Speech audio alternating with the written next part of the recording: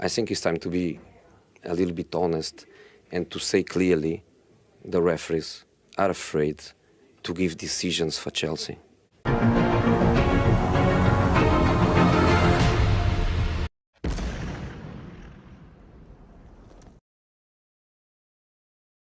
People didn't like the way I refereed because I had the balls to make decisions and had to make the decision whether it's the first minute or the 90+9th minute. Yeah. I would make the same call, and if that upset people, then so be it.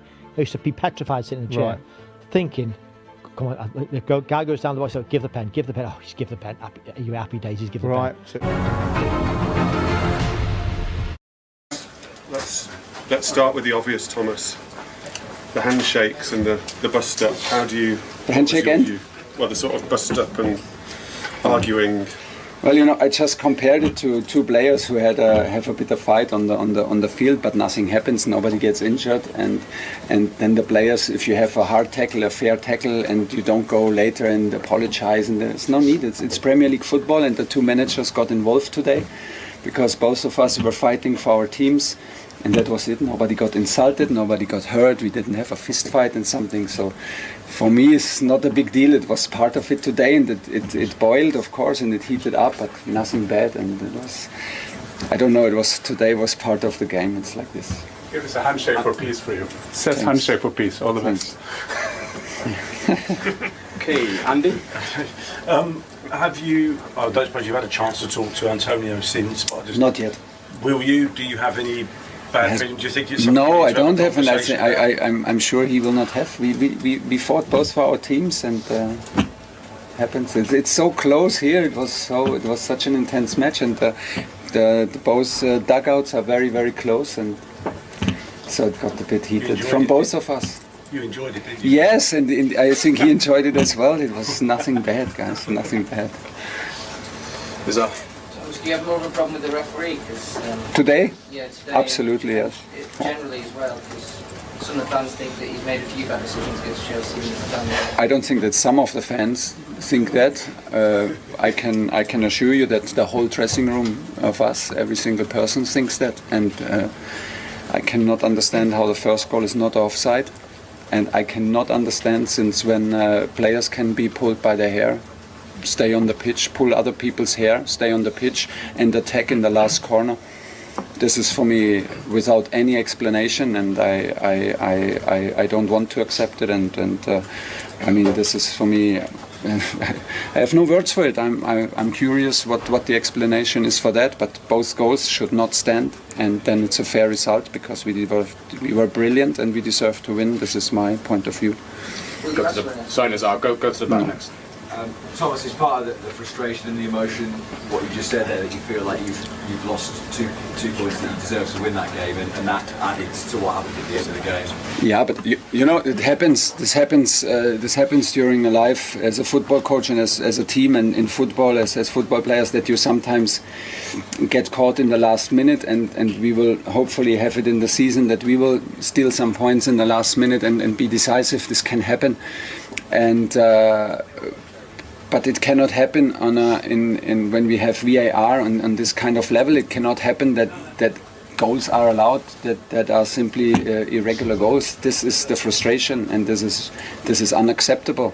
I think we know what we did. The players know what impact what input they put into this game, mentally, physically. We were so sharp. We were so fully on and played a brilliant match on the second. What a step up for us from the first day in Everton. And yeah, I'm very disappointed for the players that they don't get the reward, and that they should have, and it's actually down to incredible decisions. Thomas, you're talking about this game in particular and issues with the decisions in this game in particular.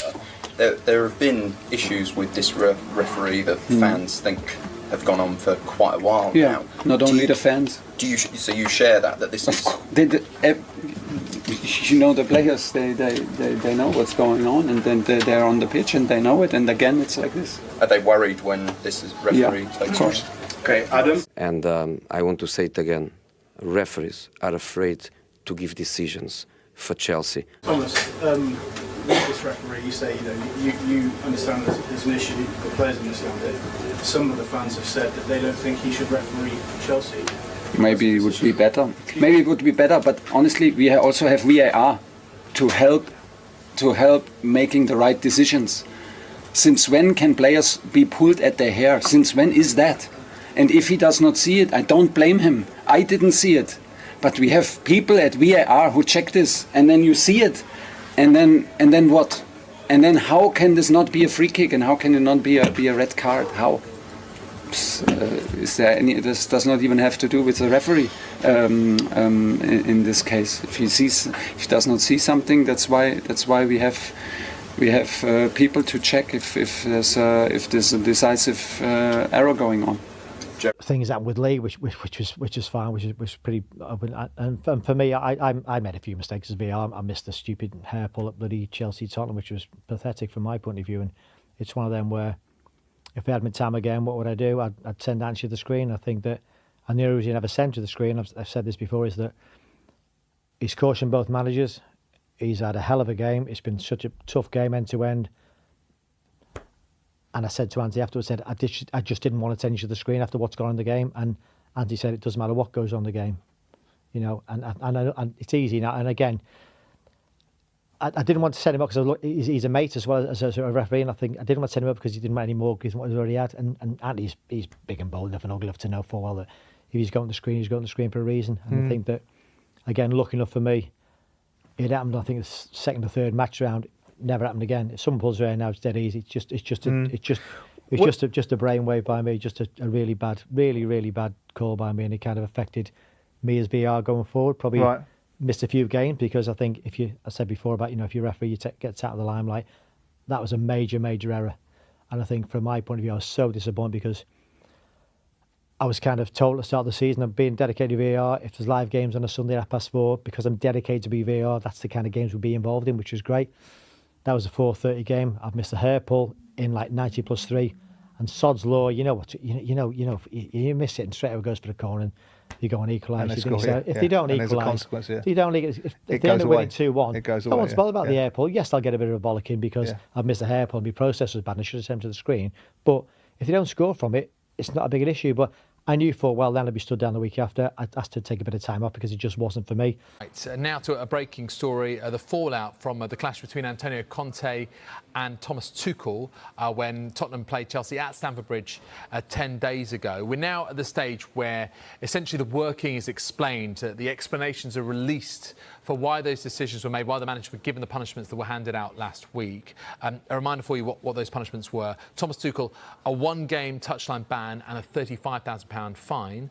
And for Antonio Conte, a £15,000 fine, no touchline ban. So here are some of the key points from the explanation that's been given by the FA's independent commission. So they say it was quite clearly Thomas Tuchel who instigated the confrontation between himself and Antonio Conte by choosing to grip Conte's hand and jolt him back after Conte had passed him by.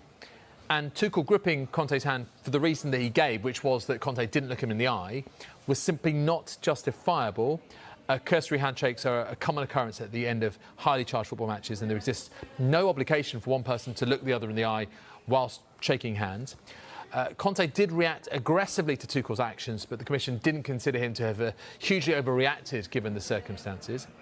And while certain aspects of Conte's behaviour could be considered as being improper, indeed he admitted as much, the Commission considered Tuchel to be largely culpable for the incident and unanimously felt that this ought to be clearly and definitively reflected in the level of sanction imposed on Tuchel and Conte. So Tuchel with a £35,000 fine and 1-game touchline ban, and Conte with a £15,000 fine and no touchline ban. In terms of what happens next, well, it's really up to Chelsea to decide if they want to appeal the 1-match ban that's been issued to Thomas Tuchel. If no appeal from Chelsea, he will miss the game against Leicester on Saturday. If they do appeal it, well, that 1-match ban continues to be suspended until the appeal is heard. So those are the written reasons, the explanations given by the FA's independent commission as to the sanctions handing out to Thomas Tuchel and Antonio Conte after their clash on the touchline when Tottenham played Chelsea at Stamford Bridge 10 days ago.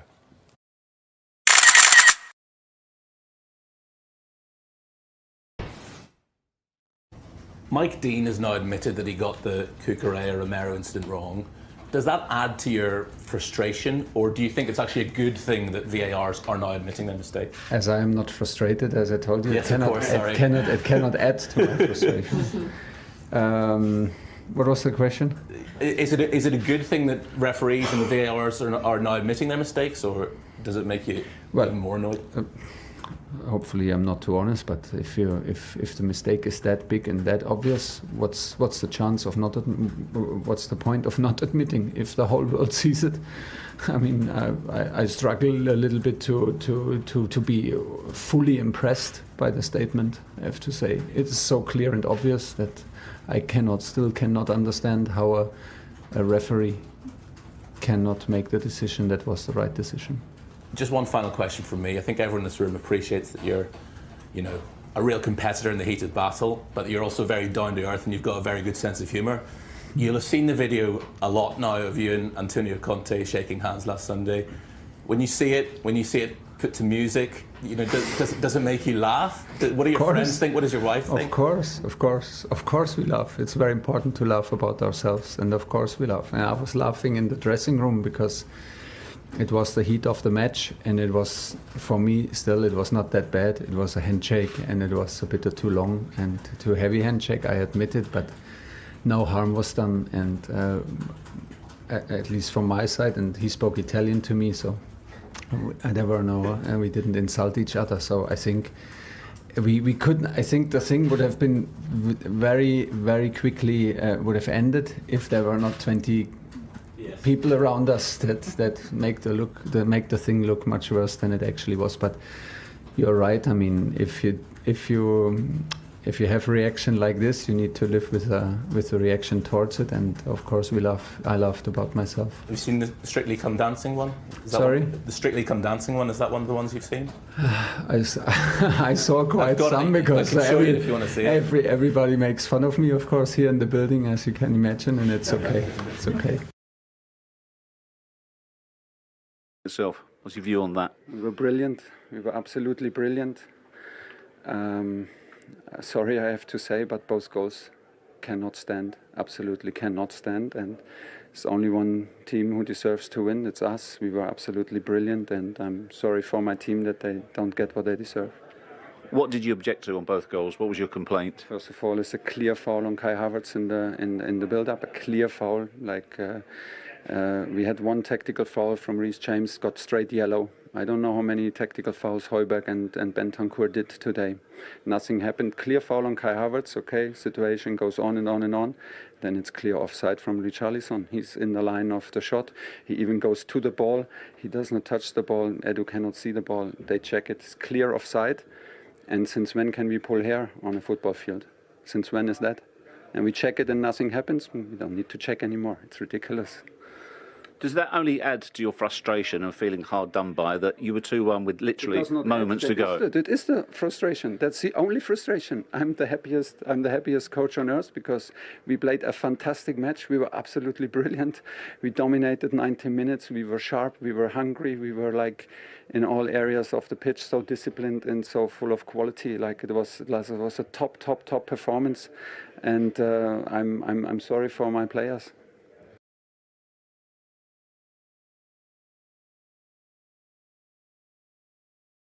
Last one. Thomas, the referees have been given a direction to let the game flow more, maybe not punish every foul. Is this sort of thing that we've seen today the new reality? Players and fans got to get used to the fact that some fouls won't be given. Some fouls won't be given. Yeah, but when it's we have still some rules, and I'm very surprised when suddenly is a 50-50 challenge with Harry Kane in the build-up to the last goal, and suddenly it is worth whistling. Because nobody from the players from Tottenham expected a free kick, because it was not a free kick, but suddenly it's a free kick. When Reece James did the tactical foul, it was a yellow card. How many tactical foul did Højbjerg do today? He hit Reece James in his neck, in front of both benches. The fourth official told me we'll go back to this. It's advantage. We will go back to it. Did he go back to it? No, he did not. We had a yellow card. Bentancur is 3, 4, 5, 6 tactical fouls. It's a clear foul on Kai Havertz, who goes towards goal in the next attack. It stands, it goes, and it's a build-up for the 1-1. it's huge misinterpretation of situations.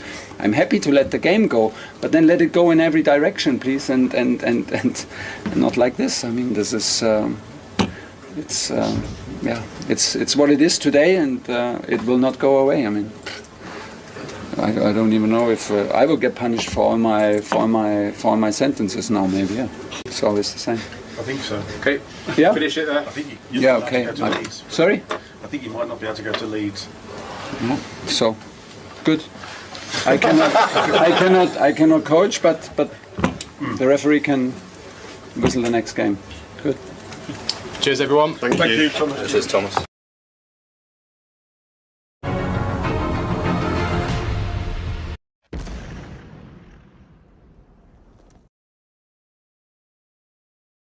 Isn't it? 100%. And I said last week that they've got this massive new hub for the VAR, which was obviously getting done when I was still there. Starter it was, and then it's all right having the facility, but if you haven't got the people to do the job in the facility, what's the point of having the facility in the first place? Yeah. So, no, it will get better, and I think in the end they will train people to be dedicated VARs. I think they will. I think they have to. I mean, obviously, I tried it when Lee and me and Lee both tried it. Lee was done it 18 months. I did it for 6 months.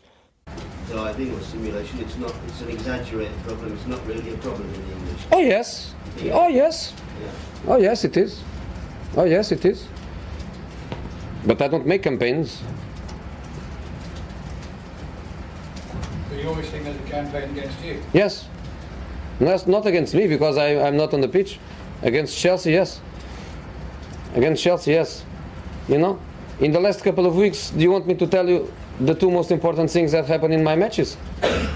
In my matches, in my opinion, Filipe Luis and Eden Hazard should be now or could be now with broken legs. These are, for me, the two crucial things of my matches in the last 2 or 3 weeks. Filipe Luis and Eden Hazard, they could be in hospital now with broken legs.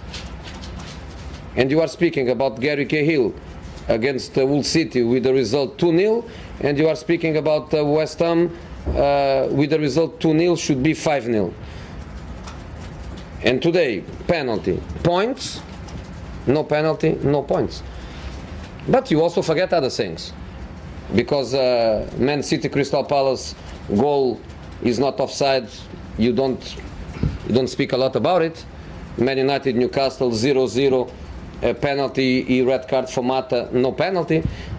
So you don't speak also about other things.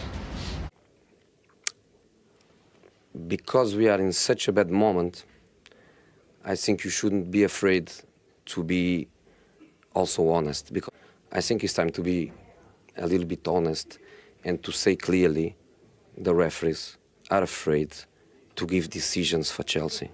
And I want to say it again, referees are afraid to give decisions for Chelsea. Why? Because when they give, there is always a question mark from you, there is always a question, there is always a critic. So we are always punished. And again, I repeat, so I want to make it clear again, because I don't want to be offensive, I don't want to be non-polite, I don't want to put in cause the dignity of the people. But I repeat, the referees, they're afraid to give us decisions. And when you are top, you want to see people come down. When people is down, give us a break and be honest and be loyal with us, because the team deserves that. And will you explain to me how that was offside? No, I'm asking you, seriously. Explain offside to me. It made no sense.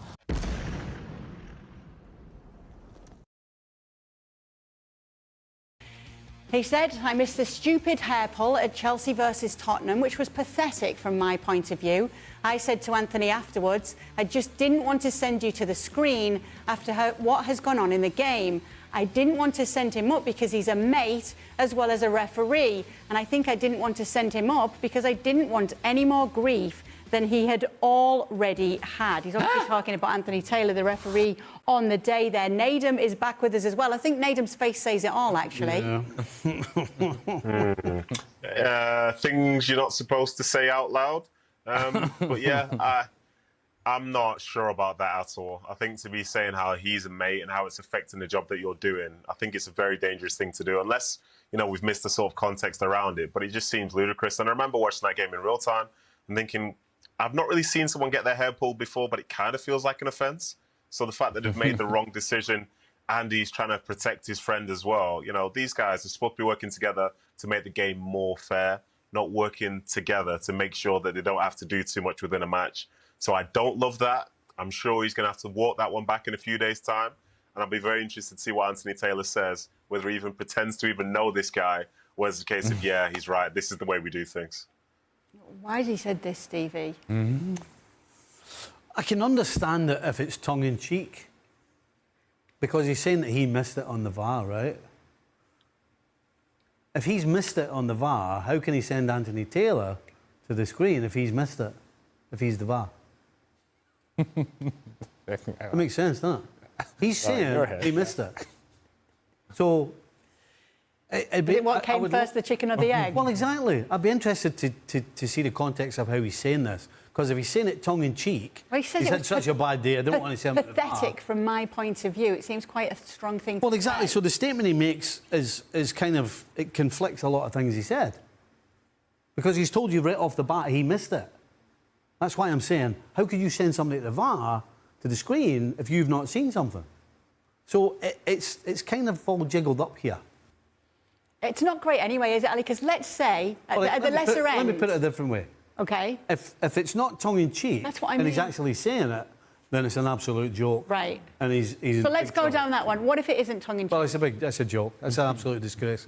We sit here and talk about, you know, the referees make decisions at the time, you know, coming from the right place.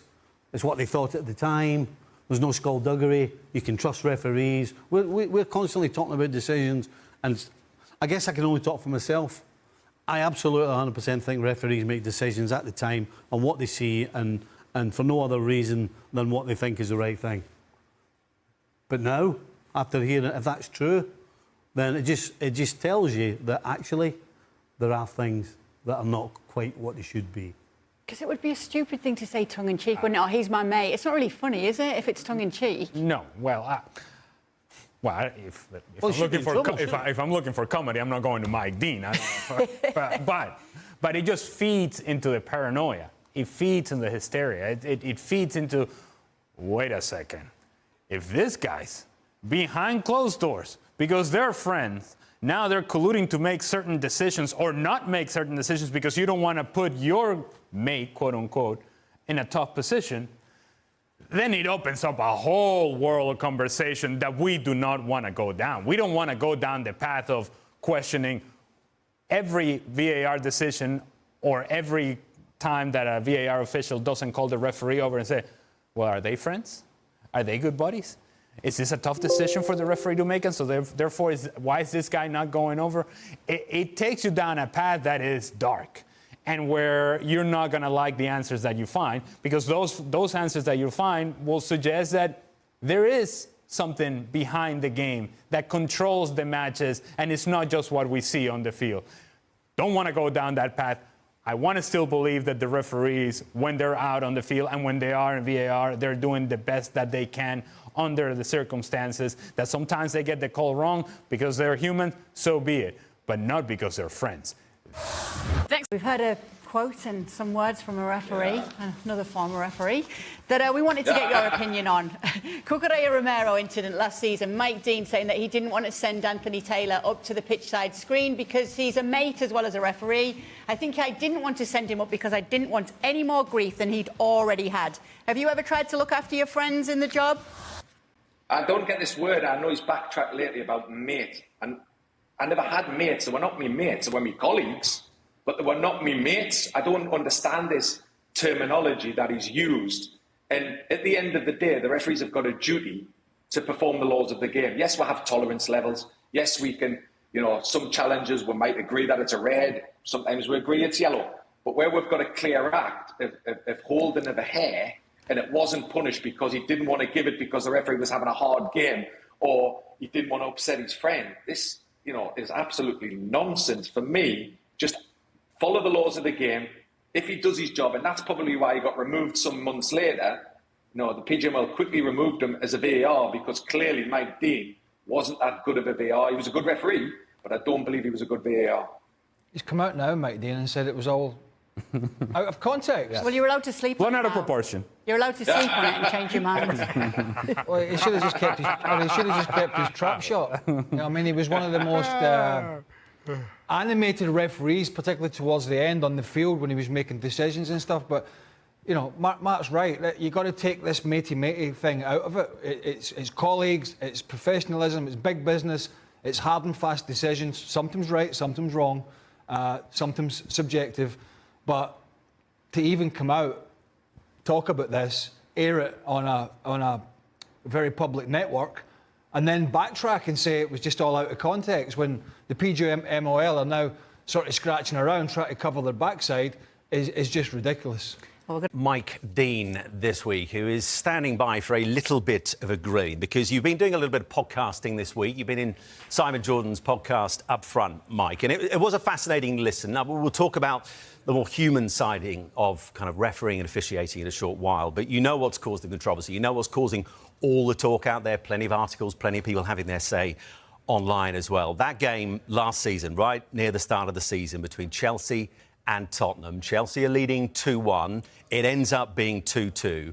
Just before, and this is the real key talking point, just before Harry Kane's equaliser, Chelsea have this huge appeal for a penalty. Christian Romero pulling Mark Cucurella's hair. Now, let's put this into context. Anthony Taylor, the referee, you're on VAR that day. What happened? Talk us through what happened and what should have happened. Well, what happened is I've seen the incident, looked at it, numerous occasions, probably too many times. Yes, he's pulled his hair. Was it a violent act? Probably not, but he shouldn't pull his hair. Probably should have sent Anthony to the screen, never. That buck stops with me, and I should have sent him. So it's why didn't you? For those who haven't read, yeah, haven't heard. It's funny because that's all been blown out of context. Because what I've said is not old news. It's been out in news reports before, maybe 4 or 5 months ago. So it's not new news. And referring to as a mate, I mentioned to the guys before that what you've got to look at it in context is that when you might not like some guys in your refereeing group, but when you get a game on a weekend, there's 4 of you in the middle. It's the VAR and the AVR. And that's them 6 people. They're your mates for the day. You might play in a professional team. I said to Clinton before, there might be 11 players, and you might not like 3 or 4 of them. Bring on the 3 o'clock on a Saturday afternoon. They're your mates, and you want your mates to do well. So the mate thing has been like blown all out of proportion, to be fair. But I want to support the referee as much as I can, and that's what you do as a VAR. Yes, it was wrong, and I should have sent him to the screen. But to say I didn't send him out because he's a mate is an absolute farce, and it's just been all blown out of proportion, to be honest with you. Just people trying to make a story. And obviously, we know probably Anthony Taylor probably wasn't having his best game. But why would you not send him to the monitor to have a look? I think I said to you before that it had both managers been cautioned. It cautioned about 8 or 9 players, and I tried to protect the referee, not because he's been mate, because. Yeah. I tried to protect the referee. It was wrong, and obviously I paid the price. Didn't have a game for 3 weeks after that, so I did pay the price. The buck stopped to me, and it was a bad mistake by myself. But Mike, is it not your duty in your role with the VAR in that situation to uphold the integrity of the game, to uphold the integrity of officiating, regardless of your relationship with Anthony Taylor, regardless of the fact he's a friend? In that instance, you've got to put friendship, surely if you're being professional, 100%. Right to one side. Why 100%. didn't you? And the wording I've used is probably not the wrong words. If I said colleague, it's a bit different. Because you use the word friend, everything always is your best mate. He's not my best mate. We're just mates on the day, because when you go out as a team of 6, you want to look after your mate in the middle. That's what you do. The liners do exactly the same. The 4th man does the same. The ref will look after the liners exactly the same. Buck stopped to me. Should have sent him. It's simple as that.